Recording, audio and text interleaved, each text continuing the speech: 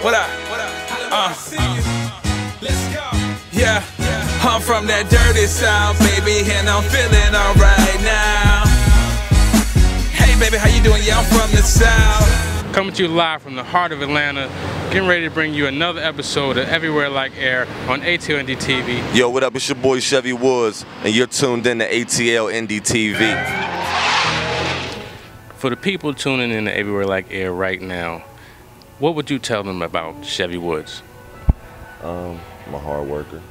I'm a father, a boyfriend,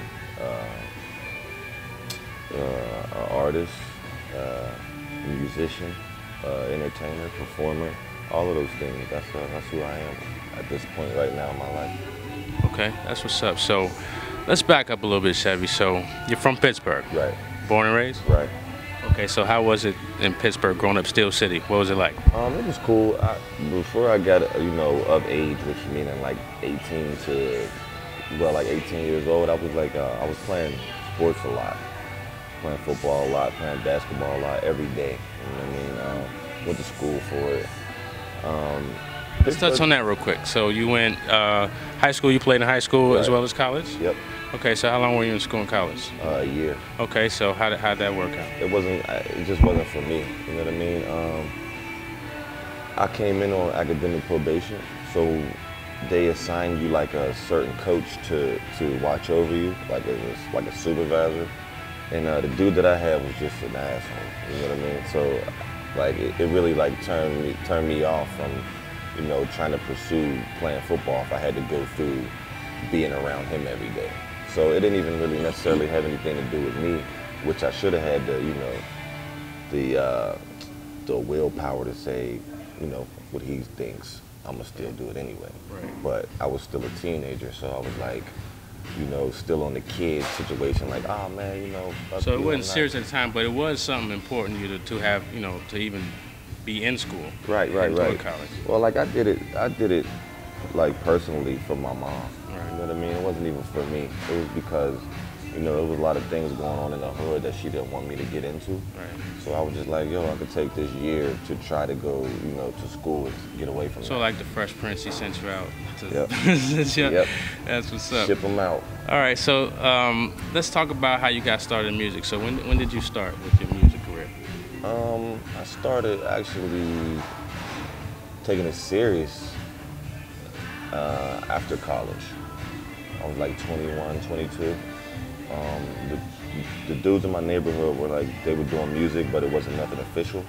But that's all I used to listen to, you know what I mean? I never listened to like Biggie, Big L, Big Pun, and Tupac.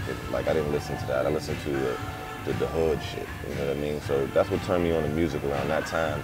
And, I used to go to cookouts and be at basketball games and stuff like that. And my homies that's older than me would be like, yo, I got. They would take me to their friends of another neighborhood and be like, yo, my man spit. And I used to like rap at cookouts and stuff. And from that, people start paying attention to it. So I just took to it real well, and I started to fall in love with it. Okay, so your first, I guess, venture into music when you got in the studio was around 2004, or what was that? 2004? Yep, exactly around the time. Okay, so you sort of mentioned a minute ago off camera, you're not just Wiz Khalifa's homeboy, Right. But I imagine that had a big impact on the beginning of your career when you met with Wiz. Yeah, me and him made me, see that it can happen. If you got a dream and you just stick to it, then, and plus you got some good people around you, then, if you got a team, you can do a lot of things. Because with Wiz, it was like, everybody in the city used to always be like, he ain't this, he ain't that, he ain't from Pittsburgh, you know what I mean? And he just needed some people behind him to back him. You know what I mean? And my homies and my guys from the neighborhood was that for him. And we just actually like took him in. He already had his own set of friends. You know what I mean? But this was a group of guys that, were a little older, a little mature. So just being around us, I feel like he got that, grown man feeling and was like, all right, cool. Now I don't have to worry about all these people, all the naysayers anymore, because I got some actual friends that actually care. Right, so yeah, let's back up again. For those who may not know, you're part of Taylor Gang. Yeah. So Taylor Gang is, who's all in Taylor Gang? Me, Wiz, Ty Dolla $ign, Juicy J, Burner, Courtney, Tukey, JR, Donardo. Hope I didn't leave nobody out. So he went from naysayers to a whole gang, a whole crew, some of the hottest talent right now in the game. Yeah, and then it's like, you know, some of us, people will say, why are they doing music? They don't sound like Wiz, or they don't sound like, you know, but it's everybody finding their niche in the game and what you can do, you know, to help the process of tailoring just to be bigger. And for us, it just happens to be that we have good artists. That's what's up. Yeah, our first debut episode Everywhere Like Air was with Courtney Noel, right. the First Lady. So we really enjoyed that. So we're glad to have you as well. Sure. So you started off pretty much, you know, in the studio, and then you moved on to touring, right? Yeah, I did. We did a bunch of tours. I was actually, like, the first tour that we went on, I was actually, like, still in the streets, you know, doing things. And Wiz was like, yo, in 2 weeks, if you can do what you got to do to get rid of whatever you got to get rid of, and come over here and start working. Wait, Kev the Hustler. Yeah. So that your first name, you started out, you were Kev the Hustler. Yep. So Chevy who? How did you become Chevy Woods? It was a nickname given to me by my homie in the hood, and my last name is really Woods. Okay. So I just combined the two, and one day we had a show in Lawrence, Kansas, and I just decided at that point to put it out there to the world, and I tweeted it, and I added, like, with a question. I was like, what do y'all think about me changing my name to Chevy Woods? And it was like good responses. So that day I changed my Twitter to Chevy Woods. Okay, that's what's up. So you weren't necessarily big on Chevys or anything, it just kind of rang bells? Yeah, it just like fell into place. Okay, that's what's up. So became Chevy. Now I'm noticing a theme here though. I think, what was the name of your first mixtape was? Well, the first one that people may not know was The Hustler's Dream. Right, The Hustler's Dream, Kev the Hustler. Yeah. You mentioned being at cookouts. You have a mixtape as well called The Cookout. Yeah. So thematic kind of material? Yeah, all the time. Like, I like to tie everything that I'm doing into, you know, the music. So, you know, 30 Deep, that's how we move.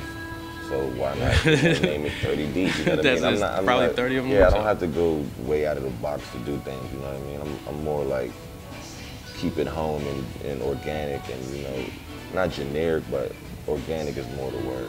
Okay, so yeah, here's a good question. Most times, like, we ask Courtney, like, how is it like being on tour with Chevy? I mean, with you and Wiz and guys.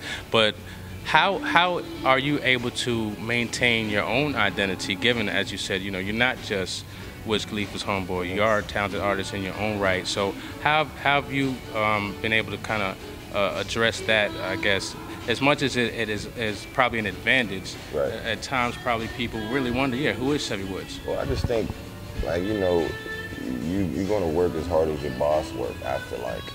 So, you know, Wiz is the boss, you know what I mean? We're signed to Wiz, and if he's not falling off, you know, how can I? So just the work ethic that he has, you know, I think it's instilled in everybody else watching it and saying to themselves, you know, I'm not at that level right now. So why would I, you know, slack? You know what I mean? Like, my whole thing is, Wiz still rehearses, and he, you know, still records the same way. It's just more effort and more time, and he's working way harder. So it just makes everybody step their game up. That's why you see now with, you know, Ty is really being out there, and Juicy, you know, he's always been the OG. But, like, even restoring, you know, what he had going on before, now, you know, it's even bigger. And I just feel like, you know, that just trickled down to everybody. Right. One thing we do with the network I'm affiliated with is DI Radio Cast. We're big on branding and implementing resources and technology to help grow brands. So branding is important. So as we can kind of tell, you guys have your own kind of identity within Taylor Gang. Like you said, you know, Ty Dolla $ign is really big right now. Juicy J, you know, he's, like you said, he's an OG. He's been around for a long time, but he's been able to kind of rebuild, regrow, reestablish his presence in the music, kind of because of his branding efforts. Right. I just think that, you know, when you rub elbows with good people, things happen. You know what I mean? So having Juicy over there and actually being able to call him and, like, yo, I got this song, or, you know, what do you think about this? I'm gonna send it to you. And, you know, you get a real, you know, 25-year in the game veteran opinion. You don't just get, like, somebody that's just from the streets, or some, you know, like a blog, or like internet, like somebody from Twitter. You know what I'm saying? Because you can always put the music out and people gonna have their opinions, but to get a real 25-year experience, opinion. I mean, plus he has like what, Oscar? They were the first Yeah, one. They the like, first yeah, group like, with you know Oscar. what I mean? So that's some real. It's real, all about, you know, just learning from the people that've been there before. Right. Okay, so welcome to Atlanta, Chevy. What brings you to Atlanta today, matter of fact? I'm actually doing radio promo. I've been recording a little bit here too, because I know when I go on the road, I'm not gonna be able to tie my EP together like I want to. So I just been here, you know, doing radio, going to the club. I was actually in the club last night. Okay. We was at Taboo. Okay. With DJ Holiday. Shout out my man Holiday. Yeah, so I just been here, radio run, promoting 30 Deep, trying to get people familiar with me instead of, you know, being familiar with, you know, me and Wiz. Right. Okay. So how long you here for? I've been here since the 5th. It was 3 days. Then I go to Augusta. Then I go to North Carolina, South Carolina. Okay. So you spent 4th of July in the A? Yep. Okay. Enjoy that? Yep. Okay, we get down in the A. So, all right. So I mean, you dropped some key information there. Let's first talk, I guess, about your single right now. Right. 30 Deep. Tell me about 30 Deep. What can people expect when they hear 30 Deep? It's a real homeboy, homegirl type of song. Who you roll with. Me and Wiz worked countless hours on it. You know what I mean? And just having him in the studio, letting me know, you know, gave me the reassurance that he's, you know, behind what I'm doing. You know what I mean? And he actually helped me, you know, with the song to make it as big as it is, and to make the sound as big as it is, because I didn't want to get it mixed up between how I record for mixtapes and what songs or how I record, you know, for an album or EP. So with this song, I just felt like the production, you know, from my homie Big Germ was way bigger. The sound of it was way bigger, and I was like, yo, it's time to flip over a new leaf and just, you know, go with the mainstream. What would you say are some differences between recording for an album versus recording for a mixtape? Well, for me personally, it's going in there with the mind. For the mixtape, I go in there and maybe I would just do it and let the engineer mix it up the way that he wants to without, you know, having a whole bunch of input. But for the album, it's like everything is on me, I feel like. So I have to listen to the song. I have to say, this note is that, or this needs to be moved here, or, you know, I want to record it over. Because there's songs that I've done for the album and for the EP that, you know, I had the song already, and I listened to it 3 times, and I wiped it clear. You know what I mean? And just went and did something else. And I've never done that with mixtapes. You know, I would just put it out the way it sounds, because at that point, it didn't really matter to me to have it all the way cleaned up. But for album and EP, it's going to, you know, that's going to the world also, but you're trying to recoup some money off of it. So you want it to sound, you know, exciting and bold and loud. So yeah, that's the difference for me. I'm more into it in the studio. I'm more with the push button, more taking advice, listening, and I'm just trying to make everything that I'm doing as big as possible. I got some. You got. What I got? A little red hair. That's all good. My hoodie. I don't want you. She's doing close up. I want you to look good on camera. So all right. So EP. That's coming. Yep. Your next move. You have the title for it yet, or? Not well. Yeah, we do. We just came up with the title, but I can't. We don't want to get no exclusive on that. Not yet. Okay. All right. Not just yet. Maybe in like a week or 2 for the people. Okay. That's what's up. Let's give them some key information. You're about to kick off a tour. Tell us about the tour. Who's that with? What's the name of the tour? That's with my homie Kevin Gates. Kevin Gates. July 15th, By Any Means tour. Okay. You know, we have mutual friends. You know, he's from the streets, on some street shit, and you know that's where I come from. So you know, we just reached out and just see what he had going on, and he was going on tour, and we proposed the idea of, you know, us two going out on tour. And I guess, you know, he liked what I was doing. I definitely liked what he was doing. And we met in LA, we shot commercials for it, recorded some music, just to pick each other's brain to find out, you know, where each other were in life. And I've been out on other tours with artists that I didn't know. So I just wanted to take this opportunity to actually fly out and get to know him, you know what I mean, on a personal level. So I did that, and the friendship is there, and the camaraderie is there, and it's gonna be a good tour. Okay, and you guys just, matter of fact, I think it was last week. Yeah, last week you guys just dropped a single, right? Yeah. Well, tell us about that. It's called Boat. I actually already had the song, And I brought it into the studio and I played it for him. And immediately he grabbed his phone and sat in front of the computer and just was like, and he penned a verse for me. And I hit him up and was just like, yo, we're gonna put the song out. And he was like, cool, I was thinking the same thing. So we just put the song out, put it to the world, and people like it. So we're gonna probably perform it on tour. Okay, that's what's up. Any plans for a video or anything like that? Maybe. I don't know yet. That could be in the works. That's a good idea. It might happen. We would definitely need a boat. That's what's up. That's what's up. All right, so appreciate you talking with us, Chevy. What can we leave? What can we leave Chevy Woods fans with? Some jewels before we wrap it up. I just think now I'm at a point that, you know, I'm not working hard just for me. I'm working hard for the fans also, for my family, for my team, you know what I mean, for the Taylor gang. Just so that, you know, even if I always say this, I always say like it's like steps with us. It's like Wiz, of course, and it's Juicy, then it's Ty, then it's me, then it's Burner, then it's Tukey, then it's Courtney, you know what I mean? Just like then it's JR. And I just think the scale of learning from each other is what makes us, what makes Taylor Gang, you know, able to make good music. And I just want the fans just to get the good music and, you know, keep enjoying what we're doing. Right, and I have to admit, being around a couple Taylor Gang members at this point, I'm really truly sensing, you know, the family atmosphere around you guys. Like, I've heard some really great things about Wiz. Haven't had the opportunity to meet him yet. It'll happen.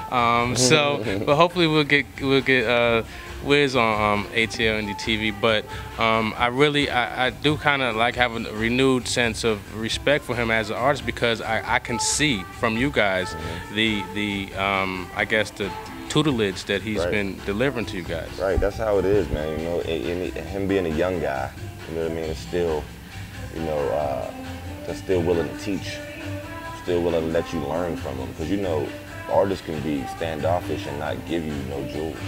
Selfish. Exactly. Keep all the money and all the information. Yeah. But he's spreading the wealth, he's spreading the knowledge, he's spreading the love, spreading the family thing, spreading the peace between everybody. Like, he literally got like a compound house in LA just for us to stay in. You know what I mean? And work, and put a studio in it. So we wake up and just record whenever and do things whenever we feel like it. So he just put us in like a family home environment. You know, it doesn't matter who wakes up. Somebody might be up first cooking breakfast for everybody. You know what I mean? Lunch for everybody. So we all sleep in this, not the same room, but just like blow up beds and things like that. You know what I mean? Just really grinding it out and putting the hustle behind the Taylor Gang movement. That's what's up. So, clothing line. You just released a clothing line, am I correct? I did something with some homies back home. It was called 4800, and like the Reagan era. And I did that just trying to step out of the box, but it kind of fell. You know what I mean? Due to, I don't want to say greed, but I just want to say the business mind of what I was thinking wasn't what they were thinking. You know what I mean? And they were a little bit slower than what I was thinking the speed was going to be. So yeah, I just stopped that, and now I got something else in the work, something overseas that's real big. And but that's important though, like, you know, especially like to, you know, when you're growing your brand and you get opportunities, they may not always work out, and they may not always be the best for you, but you had the savvy enough to know that it may be time for you to walk away and try something else. It's a learning process, you know what I mean? And now I know not to put all my eggs in a basket, because I was just like full in with it, like, yo, what y'all want to do, ideas, this and that, you know what I mean? So I was just full in, and now I just know not to put all my eggs in a basket and actually do research and know about people. Okay, making sure you understand the business end. So this doesn't happen. It's Hollywood Kid. It's your boy Chevy Woods of the Taylor Gang. Everywhere like air on ATL Indy TV. Yeah. We them boys, 30 deep. You ever just look around, see all your niggas, see all my niggas. Chevy Woods. Make sure you check out my new single 30 Deep. And you know I'm everywhere like air. Taylor Gang or die.